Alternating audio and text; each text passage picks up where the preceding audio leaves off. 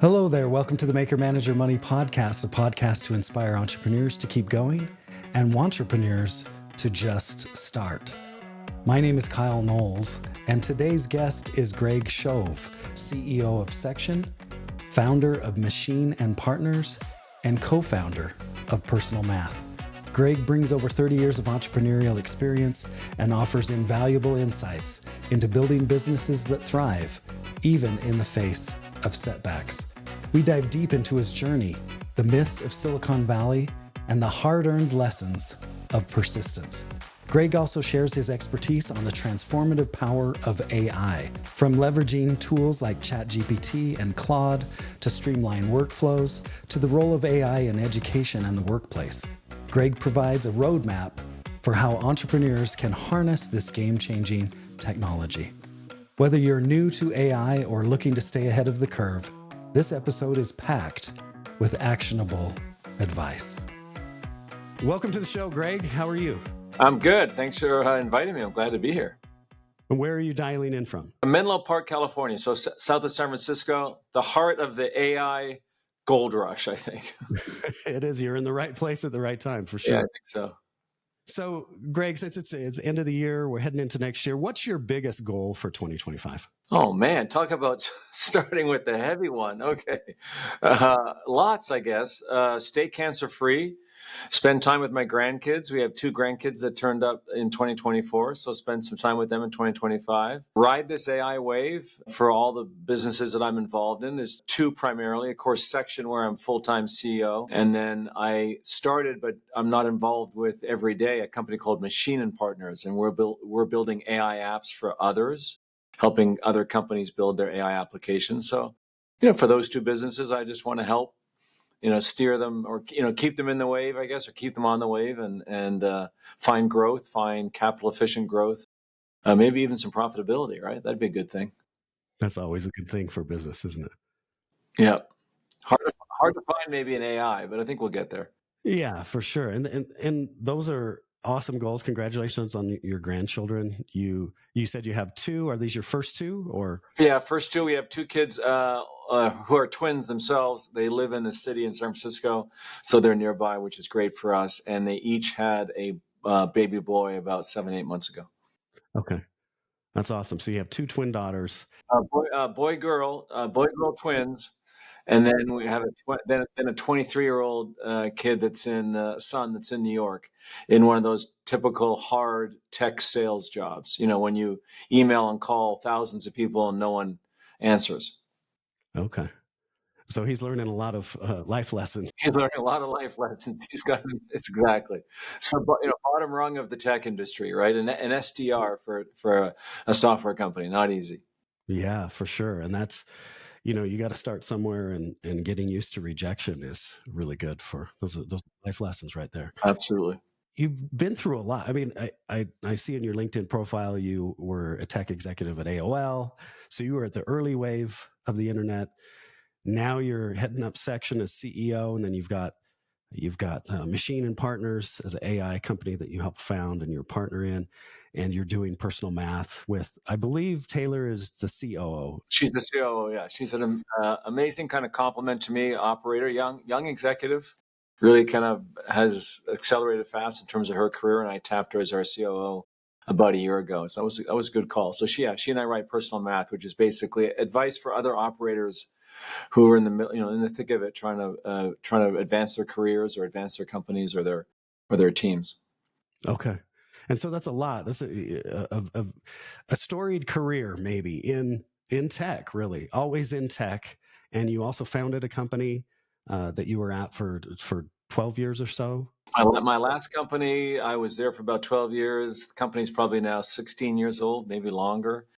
It was a battle. Listen, I've had a more typical Silicon Valley career. Everybody thinks, or the mythology of Silicon Valley is start a company, 4 guys and a dog, and then get acquired for $1 billion 5 years later or something like that. That happens once in a while. That's the exception, not the rule. The rule is more like my career, which was just hard work, right? A lot of persistence, a lot of failure, some success. The rocket ship is usually more like a roller coaster. And so over 30 plus years, I've had more Rollercoaster than Rocketship, but a couple good outcomes in terms of company exits. My last company was sold for $150 million. It's probably worth 2 or 3 times that now. It's owned by private equity. It's an enterprise software company, but it just took a long time to build it, long time, multiple pivots, and we burned too much capital, made a bunch of mistakes, eventually figured it out, found product market fit. Now that company's doing over $100 million a year in revenue. Section will break $10 million in revenue soon, annual revenue. And I think Section will be a long-term, very viable, profitable, valuable business. It just always takes longer. Kyle, it's always harder. Yeah. There's always more kind of grief and disappointment along the way. Just the hard realities of trying to build companies, especially new ones, right? New products or new markets or new ideas. You just have no idea, is the product going to work? And then will customers buy it in some sort of repeatable way? As I say to every entrepreneur, it's pretty easy to get 10 customers. Like if you're an entrepreneur and you can't get 10 customers, or maybe even 50 or 100, depending on if it's consumer business or enterprise business. When I think about enterprise businesses, any good founder should be able to get 10 customers. They've got friends, they've got family, they've got networks, they've got, classmates, whatever. They can find a way to hustle to 10, maybe 20, 30 customers. But, to get to 100 enterprise customers and then to 1,000, that means you've got product market fit. It's hard to find. And it's where most companies basically fail. So, listen, my career has been, I'd say, more typical, which is, nothing that landed me, a unicorn, but a rewarding career with some good upside and some pretty miserable moments. I bet. And I love that analogy of a roller coaster, not a rocket ship. I mean, I think people just AI ChatGPT is good at this. Anytime you talk about startups or anything, it will include the rocket ship for sure as a emoji. Mhm. In the generative text that it creates. But yeah, I think it should show roller coaster more often, because I don't think there are enough people that will take a chance on entrepreneurship because they think it's going to be this one and done big deal. I mean, you have to grind it out. And the entrepreneurs I've talked to, that's all it's been, is a grind. It's not just overnight success. It's overnight success after several years of hardship. Yeah, I think that's right. And I think we set the bar too high for yourselves. And I think that keeps people, as what you said, keeps people on the sidelines. I think they hesitate because they think they should have something inside of them that's going to be amazing. It's going to be a rocket ship. It's going to be a unicorn or something like that, or they'll become millionaires, or whatever the metric is. And it's just it's too much pressure, and the expectations don't need to be so high. How about make a good living? How about start a company that doesn't kill you? That makes a good living for you. I think that's probably the right measure.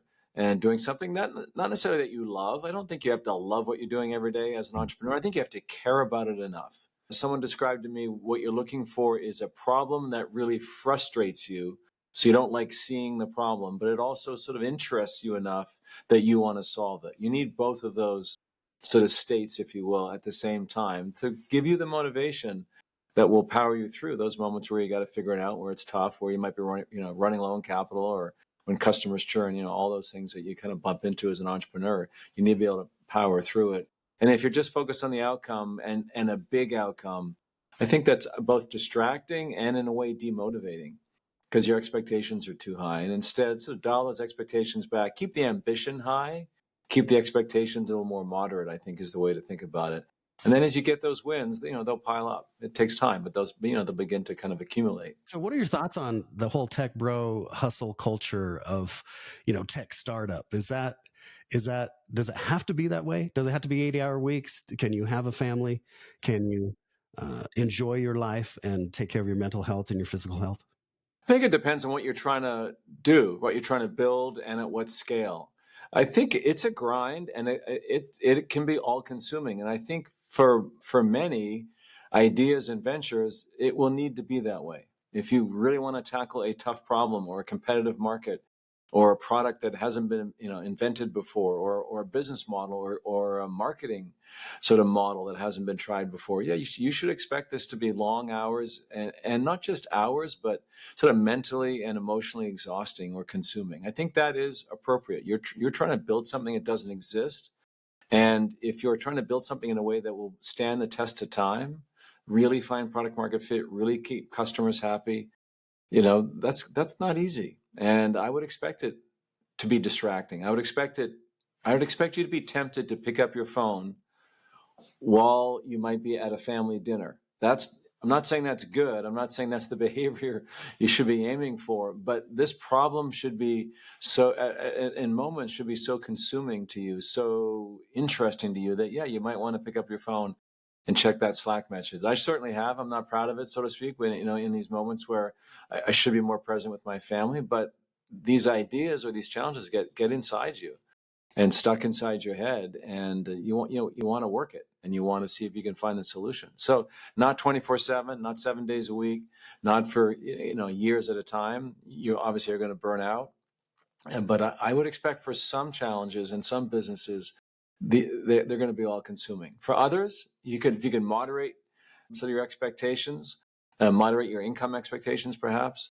Maybe you don't have venture capital, which is probably a good thing.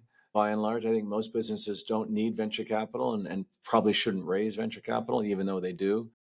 But if you can manage your expectations and manage your sort of financial outcomes, then yeah, you could probably manage your time and manage that balance a little better. But it's a I don't know if it's a hustle, but it's a grind, and it should be at some level consuming a good amount of your energy. I want to go back to, so you've had this storied, tech career. I don't know if storied is too big, if you're going to call Yeah, it a.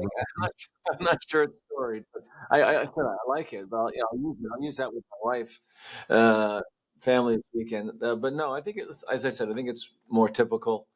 And so I think about myself, Kyle, as the coach that wasn't the best player, but makes a pretty good coach. When you think about professional sports, often the very best players, right, the superstars, the world-class players, they don't typically make great coaches, in part because I don't think they have a sense of what it takes for everybody else, to get to good, right? Because they're naturally great. They're the freaks. They're the superstars. I think of myself more as, I'm a good entrepreneur. I've worked hard, obviously, and had some moments where luck went my way, and that's usually what is needed to get an exit or to get some sort of financial outcome. But I haven't had a 10 billion unicorn. So I think that makes me a better coach. And I do try to coach other entrepreneurs about the life they're embarking upon and sort of how to optimize it and have some success. So, that's kind of how I think about myself. Maybe not storied, but certainly well practiced. Okay. And during this career, and you talk about you're a good coach, maybe you weren't the best player, but what is your number one skill? Yeah. Two, looking around corners, which is both looking for upside and managing downside. I'm an Enneagram 6, Kyle. And so if you know the Enneagram, that's a personality sort of classification system. 6 is someone that is, glass half empty kind of guy. I do worry a lot about the downside. I do try to manage my anxieties by thinking through what are the downsides. So I think ahead and look for downsides, but I also maintain some ability to be a little delusional, a little too optimistic, and think about those upsides. So looking around corners, and I think seeing both the downside and seeing the potential upside I think I'll combine those into one superpower. Okay. And it was Enneagram? Enneagram. Yeah. Enneagram is a personality system, kind of, I'd say the next generation Myers-Briggs. Okay. And so Enneagram has 9 types. I'm not an expert. My wife is actually, but I'm an Enneagram 6. Some of your listeners may know what that means. What it means for me is I look around corners and I worry a lot. So that as an entrepreneur, I think that can be mostly a good thing. Yeah, I like that. So I'll put links to this personality test. I love personality tests. So on Myers-Briggs and others. So yeah, check it out and we'll put a link to it so Cool. people can find out what number they are. Is there several numbers or just like how Yeah, many? 1 through 9. Yeah, so there's lots of numbers. This test is sort of becoming the test in Silicon Valley. I think it appeals to Silicon Valley types. It's a complex test, lots of different inputs into it, 9 different types and different subtypes. It's complex, Kyle. So, but people seem to like it, and I've got value from it. Again, mostly coached by my wife, who does this for a living. So yeah, I would check it out. Okay, I definitely will. So in this career, this roller coaster career, at what point were you in your career when you found out you had cancer? And how did that change maybe the trajectory of your life or your career? Oh, that was just 3 years ago. Okay. So it hasn't really impacted my career yet. I'll talk a little bit about that, though, in terms of how ventures can be all consuming. So as you noted, I got cancer, it was lung cancer. I got very lucky. I was diagnosed really early stage 1. It was actually picked up, Kyle, in a routine scan for basically my sort of calcium and artery annual scan that I was doing, because my father had heart disease. So my doctor said, hey, we should scan for this, check out your heart. And so I was doing that, and that picked up the lung cancer. So I was really fortunate because it was so early. So I had that removed surgically, no chemo, no radiation, which was, again, fortunate. The doctor at the time, the surgeon at Stanford, said, listen, you'll be out of here in a couple of days out of hospital, and you'll be, due an email, probably tomorrow after the surgery, and you'll be back at work kind of, as soon as you want. 2 weeks later, I was fundraising for a section. We had started the fundraise, and I put it on hold so I could get surgery. And after a couple of weeks, I felt pretty good. I was back at home, and I was pain meds were way down, and so I started setting those meetings with those VCs to raise our Series B, our next round of capital. And in hindsight, that was insane.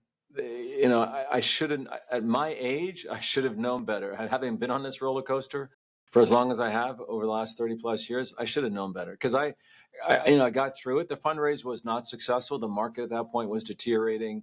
Our sales, frankly, were deteriorating at section because the pandemic was over, and a lot of that demand that we'd seen surge, in 2020 and 2021 was beginning to contract. So like Peloton and Zoom and a lot of other companies that benefited from the pandemic, we had, and then we were seeing that business contraction. So the fundraise was not going to work.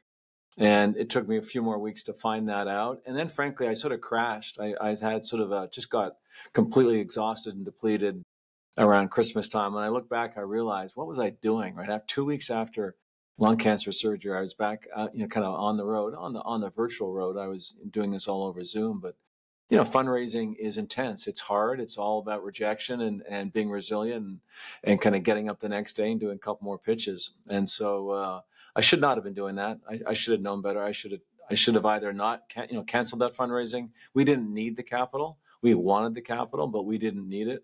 So I probably should have taken a month or two, Kyle, and looked after myself better and my kind of mental health and emotional health after a surgery like that. But I didn't. It was, again, these startups in these moments can be all consuming. And I thought if we could get that capital, the business would be that much stronger in terms of our balance sheet. So yeah, don't do that. Get some distance, get some perspective. And in that moment, I didn't have it. I really didn't. Well, it probably took your mind off of it as well a little bit. It could have been that, yeah. But it was certainly something for me to do, yeah. And I do like these intense experiences that startups offer.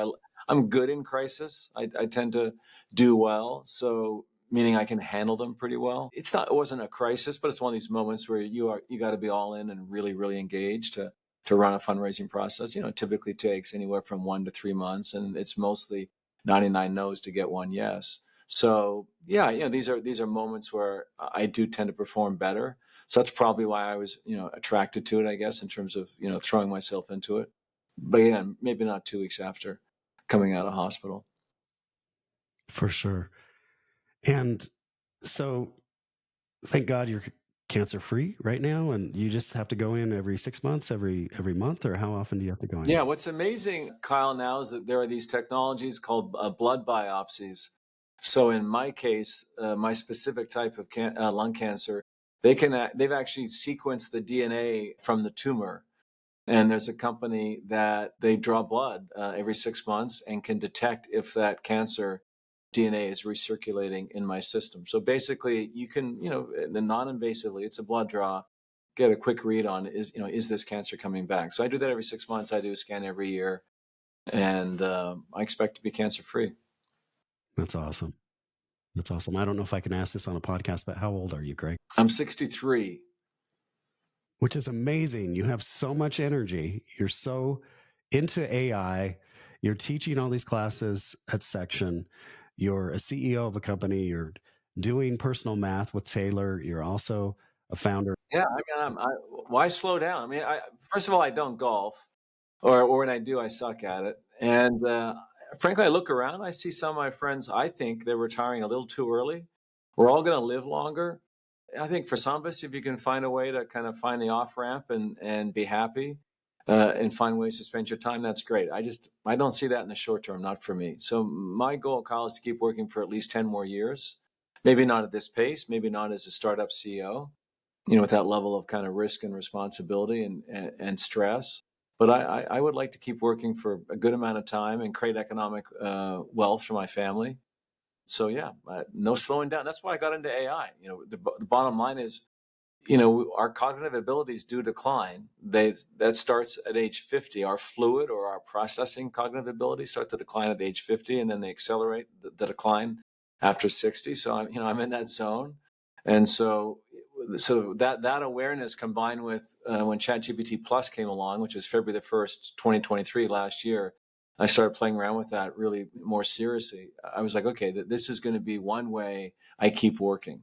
These kinds of tools and technologies, AI, generative AI specifically, will be an edge for me, and that'll allow me to keep on my mental game. And I work in a place that's probably the most ageist work environment in the world, right? Silicon Valley. If you're not 28 in a hoodie, you're an idiot. So I just thought, this AI is going to be pretty cool for me, and that's been the case. And so you mentioned ChatGPT. What other AI tools and workflows have you adopted then? Yeah, my go-to are like others. I use three: Perplexity for research and more that sort of Google replacement. Not that I've replaced Google with Perplexity completely by any means, but for what I call knowledge searches versus functional search. So functional search, I stick with Google. I keep using that obviously every day. But for my kind of knowledge search, I'll use Perplexity. And then for my everyday AI as thought partner, AI is kind of coworker. I'll bounce back and forth between GPT and Claude. I tend to prefer Claude, Anthropic's Claude Sonnet 3.5 is the actual model name. I prefer that AI for its kind of tone. I think it's better at sort of collaborating, especially around business topics. So I'll tend to use Claude for that kind of use case, and GPT for everything else. For big questions or high stakes decisions, Kyle, I'll use both at the same time. So I've got both, browser tabs open, and I'll just take the same prompt and drop it in both and go back and forth and just see how each one will work with me on a specific challenge. And I think that's, it's a little bit extra effort, but not much. And I get usually value from both of them when I'm doing that because they're different, and they're going to work with me in a different way, give me different answers. Yeah, I agree. And Perplexity is my go-to as well for knowledge search. And I've continued to pay for ChatGPT and Claude. So $60 a month for those three. And it's like I'm bouncing back and forth as well. I find ChatGPT a little hypey in when it Yeah. generates content Mhm. sometimes. It's a little more like too much over the top. I like the way Claude writes things better. But I wish Claude remembered our chats. And I wish Claude also had a voice mode. You can see. I mean, OpenAI is a bigger company. They've got more engineers. They've got more researchers. They've got more of everybody, right? They're a much bigger company. They have about 86% market share. So you're really beginning to see the advantages of scale in that they are able to release more models faster. They obviously released O3 last Friday, the new reasoning model. So they're able to release more models, more features. They were first to mobile with an app and so on. So I think that, they're going to be hard to catch. My guess is Claude will either need even more cash. They already got a bunch just recently. They'll need to be bulked up even more in terms of resources. Anthropic will need to be, or you might see them having to focus and sort of narrow down the focus of Claude. So it's really good at less things. But in terms of the Swiss Army knife of AI, it seems to be GPT.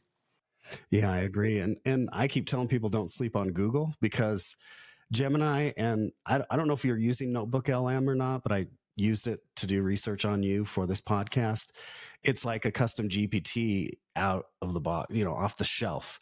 And, I can throw all of your personal maths, all the writing you've done, your LinkedIn profile, everything, and it will even generate a podcast, basically an AI female and male voice. I listen to that. I write down research and questions that I want to ask you based on that. Hopefully there's not too many hallucinations. We'll find out as we go through a few more questions, but I just think Google's sitting on a gold mine with YouTube and all the data they've collected for years and years and all the sites they've indexed. I just think it seems like they could flip a switch and and just continue to come out with things. Notebook LM, I just heard about it on a TikTok, and now I'm like loving it. It's pretty amazing. Notebook LM. I haven't used it that much, Kyle. I've done a couple of those, like, hey, give me a podcast out of this document, and it's mind blowing. So I'm waiting for Google too, but how long do we wait? Kind of, Yeah. like, hey guys, you got all this money, all these advantages, all these engineers. You got to bring it to market in a coherent way.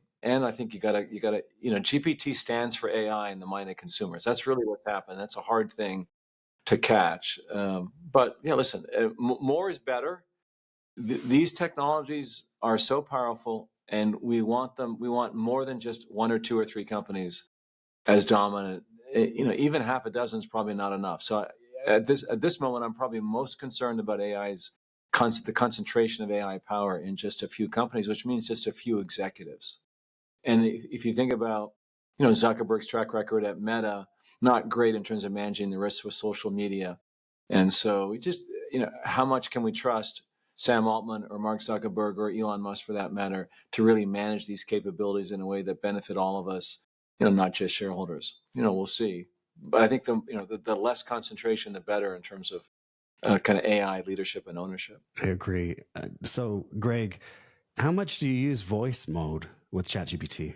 Yeah, quite a bit. I'll use it in the car a lot, and or while walking or hiking. And I think about it as basically replacing some of my podcast time. So I've probably taken an hour a week or so of time I would have spent listening to podcasts and essentially having a conversation with GPT. And of course, it's a conversation you can steer. You can go in the direction you want, and at what level, kind of in terms of the topic you want to discuss. So yeah, I just think I think it's game changing.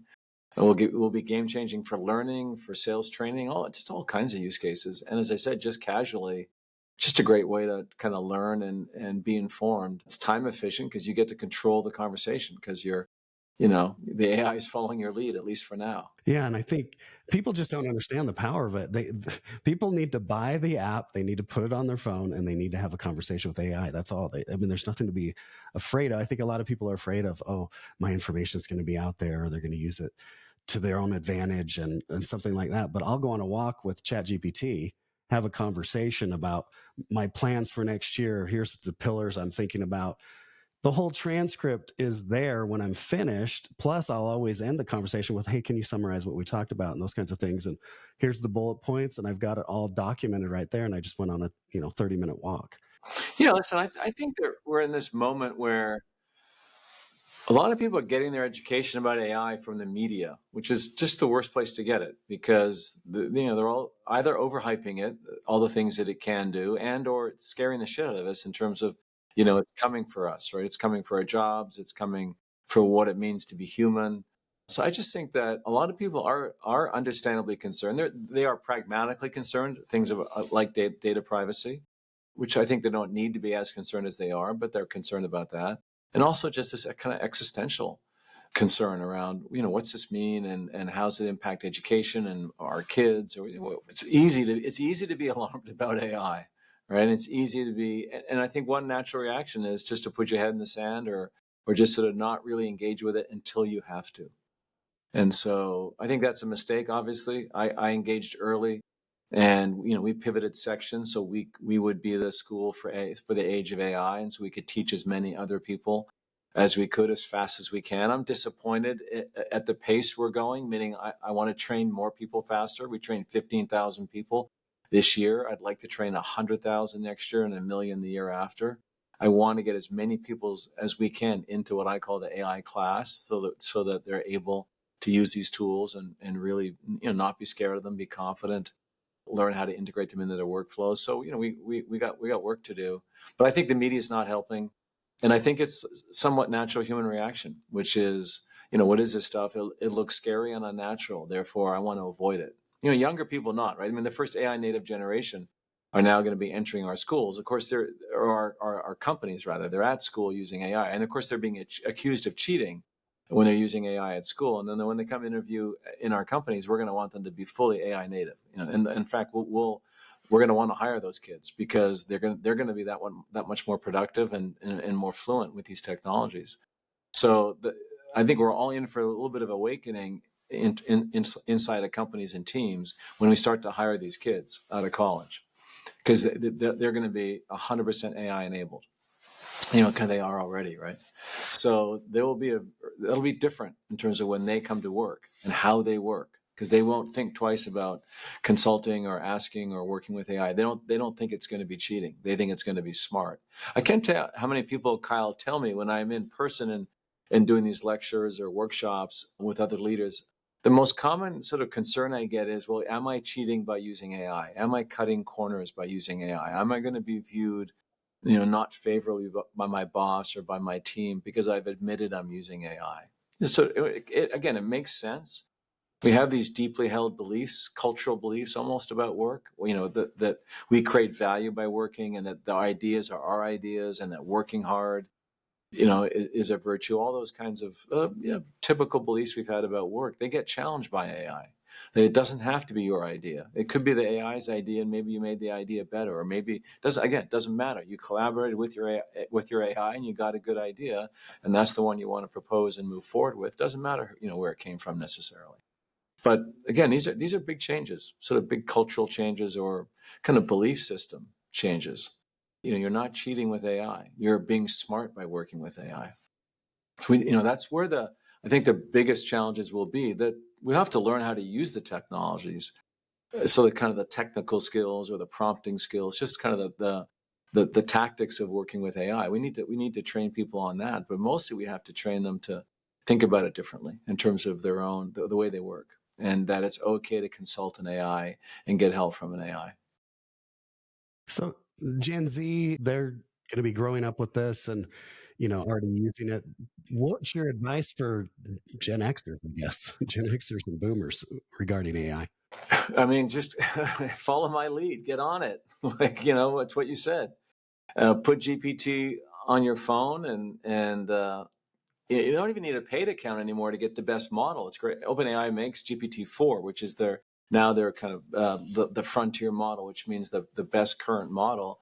GPT-4, you get for free. You don't even have to pay for it. If you want the app and you want to get some other sort of features and no limit to your conversations, pay the $20 a month and get GPT Plus. But just start playing around. If you don't see a use case at work, start playing around at home. I just think that and I think that's kind of it's the Achilles heel of AI, Kyle. It can do so much. We've never had something like this before. We've always had software apps that do a few things really well, and we love them because they do a few things really well. Right? We love Google because it's great for search and so on. We love Uber because a car turns up and takes us somewhere, and now Waymo. So apps and software have worked in that way. They do one thing or a few things very well. AI is the opposite. It does almost anything, but not great. Right? So it hallucinates, and it's prone to mistakes, and it can be, the software is buggy, or these things are really early. And so I think for most people, it's a little confusing. Okay, it does all these different things, but doesn't do one thing really, really, really well. Not every time, right? It's an unreliable technology, but it's so capable. So I think that just kind of is a hard thing for people to wrap their heads around. Like, it does what? It codes, and it writes, and it creates images, and it makes songs, and it does, strategic plans, and helps, my kid with their homework, and it does bedtime stories. Like whatever, what's done that ever before, in terms of software that we have had in our lives, whether it be at home or at work. It's just a new thing. So I think my advice is, bring it home at least, right? If you don't want to bring it to work, bring your AI home and start to do things like travel planning with your AI. Because travel planning to me is the obvious consumer use case where there's so much friction for the consumer. We've all done travel planning for a trip. We all know that it ends up with like 10 or 20, 30 browser tabs open for Expedia and Travelocity and TripAdvisor, and you're reading the reviews. You know what it's like. And really, when you play around with ChatGPT for that, you realize this is the future of how we're going to access our information. Something intelligent behind the scenes has looked at all the same information that are contained in those browser tabs that you opened, and from that can give you an answer in a really clean, crisp way where you don't have to open all those browser tabs and scroll and all that stuff, right? So the way I think about that, Kyle, is interface friction will not be tolerated in the future. I think it's one of the biggest outcomes of generative AI, from the last couple of years. That when you play with generative AI, you realize the interface friction to our data, our content, our information is really being dropped by that chat kind of interface to an AI. And we're not going to tolerate opening up 10, 20, 30 browser tabs anymore. It's too painful. People are not going to do it. They're going to expect their AI to come back with the answer. And we're going to want the right answer. So we're not going to likely tolerate hallucinations as humans. And obviously AI needs to fix that over time. But I think that to me is the best home use case. So when I get resistance, I tell people, go home and start planning a trip and use GPT and tell me what you think. So as far as AI goes, the fear that I have of it is us becoming maybe less human. I like to write, I like to generate ideas, and AI, like we've talked about, seems like a cheat to that. But there are other ways that, social media and being online and kind of living this second life online make us less human too. We're not present anymore. We're sitting across from each other at a dinner party and our phone's on the table, just always beckoning and waiting for us to answer it or whatever, right? So how can AI make us better humans and more human, and maybe with efficiencies give us more time to do human things?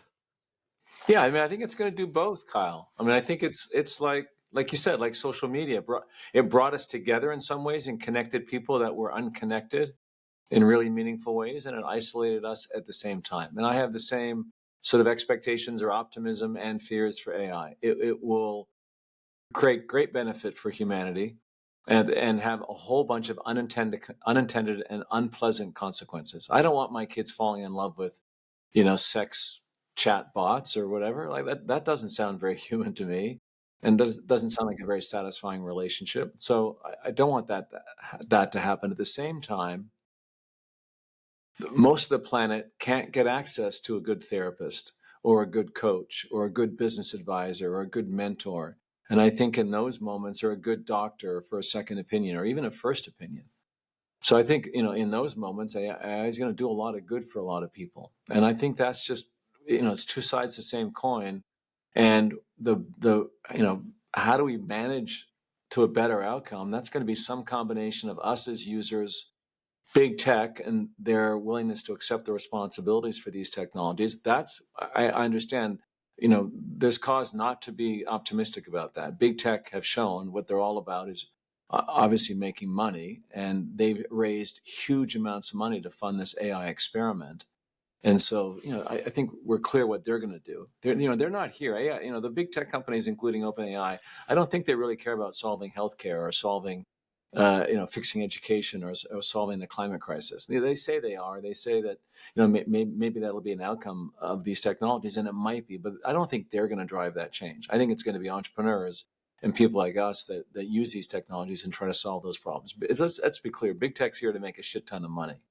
They see this as a huge wave of disruption and therefore spending by mostly enterprise, consumer spending as well in terms of consumers paying for AI, but mostly who's going to pay the bill here is going to be companies. And so, yeah, big tech's excited about it, and they're all in because they see this as the next wave of basically IT spending, enterprise IT spending in the US and globally.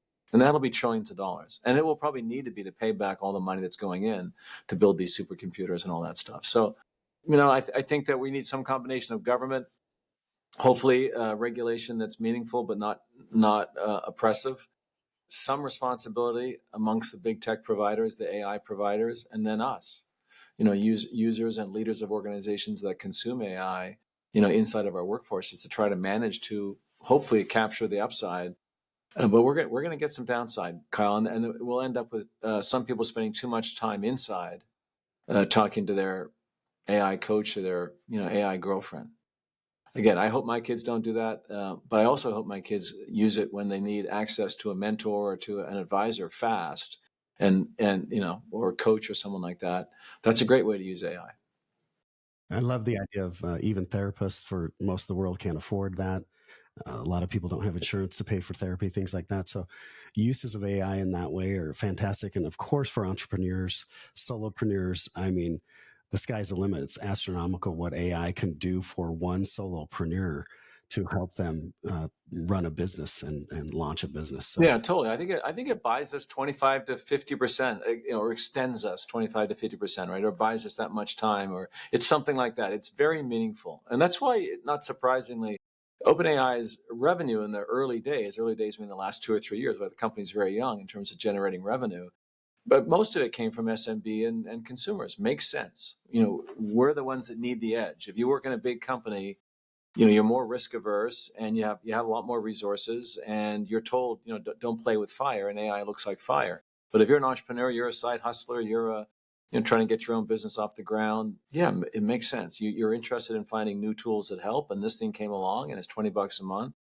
Let's do it, right? So I'd say 3/4 of OpenAI's revenue has probably been from SMB and consumer. That will change in the next decade. So enterprise will end up paying the biggest part of the bill. But it makes sense to me that it is people like you and I using these tools, because we need the extra time back. yeah, and it reminds me of, the advent of sampling, samplers and the rise of rap music and things like that, where individual people could lay down beats and record songs and blow up and make money and things like that. I mean, it's using technology to their advantage to do that kind of stuff, and entrepreneurs can do that. Gray, I wanted to talk about the podcast. My podcast is called Maker Manager Money. So the Paul Graham manifesto about makers versus managers. And my belief is that you have to make something, then you have to manage it. You can't just make something and then it's going to sell itself, right? You have to manage the sales of it, the administration of it, the manufacturing of it.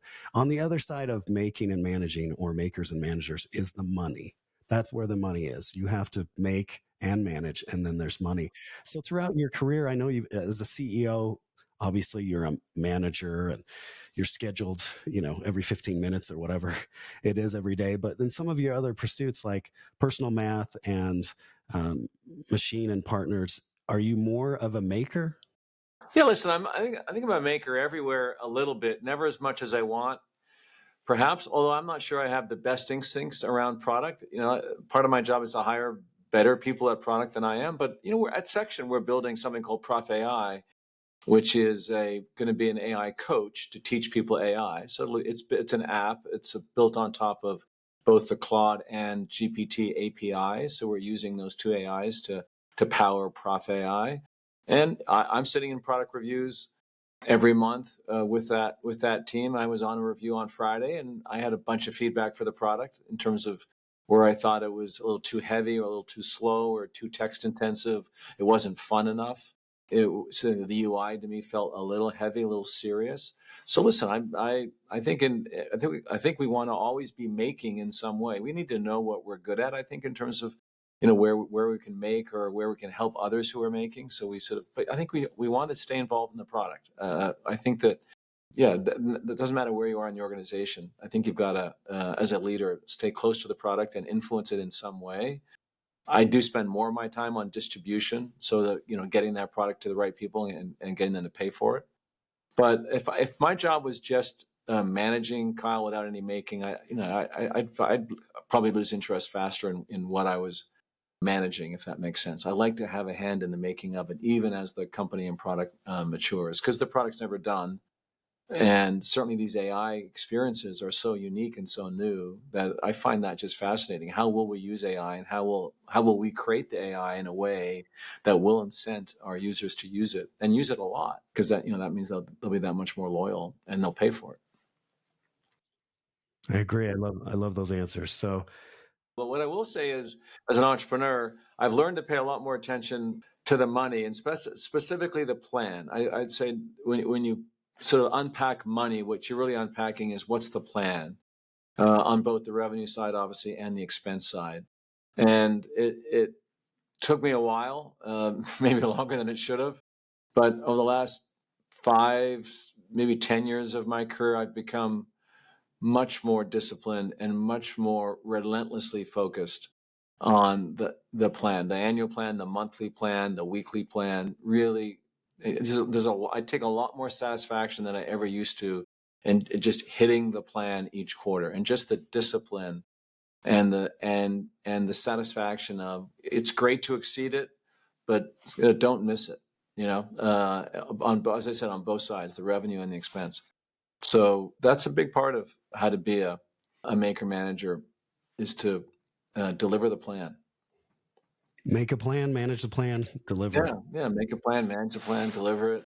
Yeah, sure, it changes, and you're going to miss it some days, but not by surprise. I think what I've learned is that management teams and boards, if you have a board, most of us don't have one, don't need one, but if you have venture capital or investor capital, you often have a board. Just manage the surprises.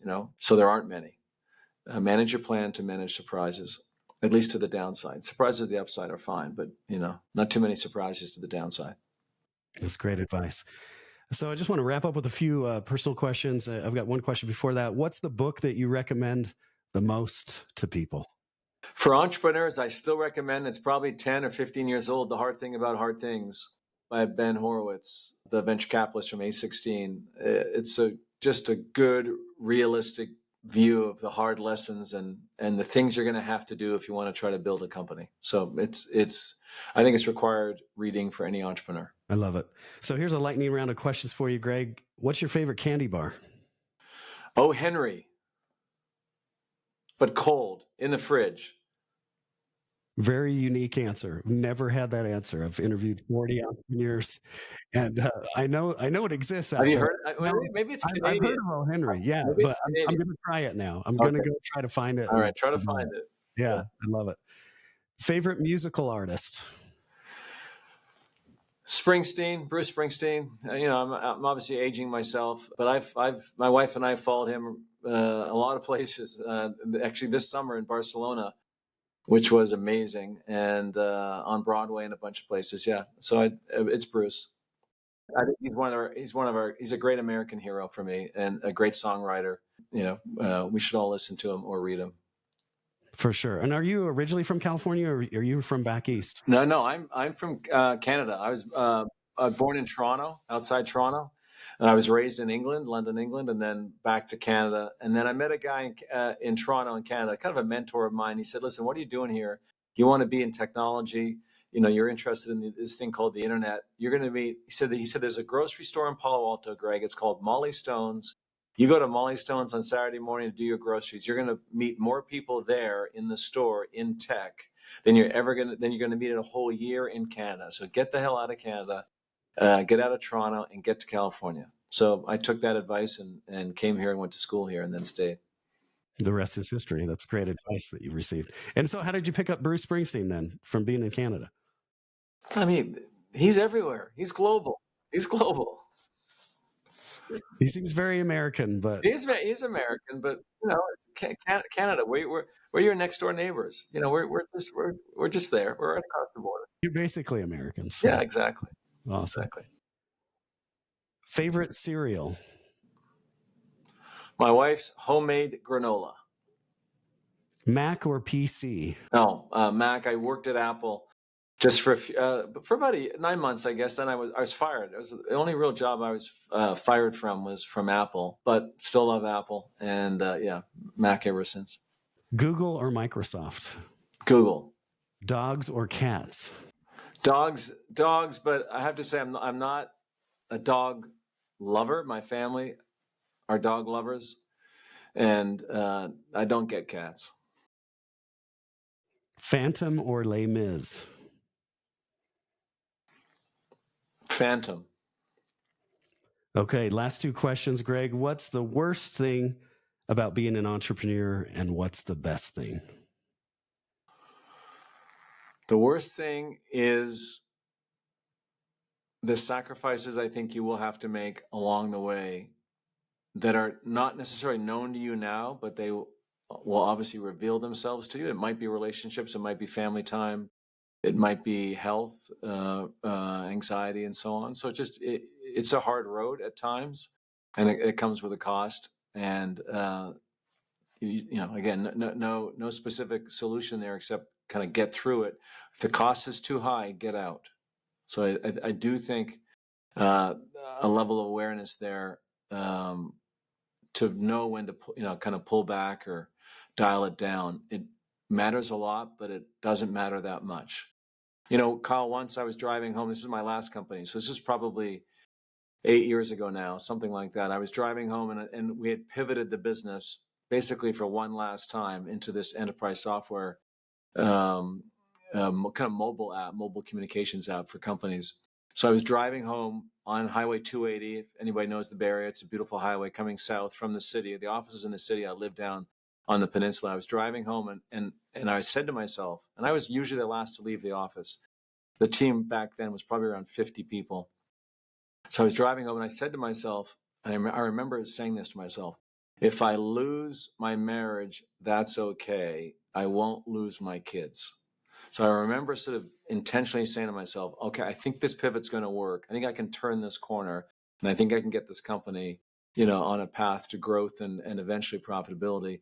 And in that moment, I was willing, because I knew here I was coming home, it's late night after late night. And this was going on for years. It was a real struggle. And I remember saying to myself, hey, if I lose my marriage, that might be an acceptable cost, but I won't lose a relationship with the kids, right? That's nuts. That's nuts. I even thought that. It didn't happen, but I was prepared to, at least in that moment, at least I thought I was prepared to make that sacrifice. That's how much I cared about the company and the business. And my kind of role, maybe even a little bit my legacy.